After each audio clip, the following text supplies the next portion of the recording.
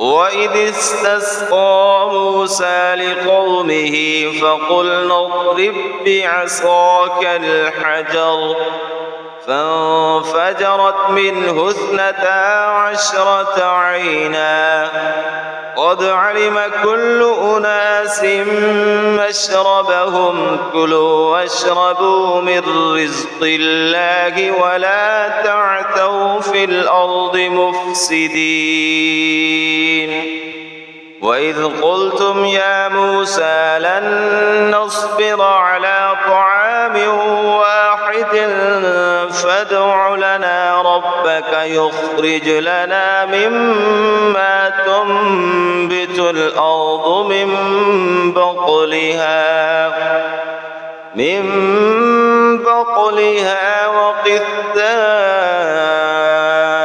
وقثائها وفومها وعدسها وبصلها قال تستبدلون الذي هو أدنى بالذي هو خير اهبطوا مصرا فإن لكم ما سألتم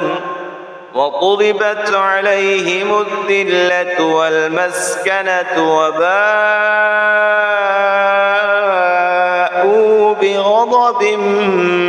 من الله ذلك بأنهم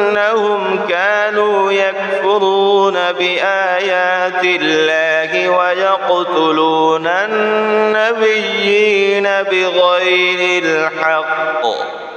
ذلك بما عصوا وكانوا يعتدون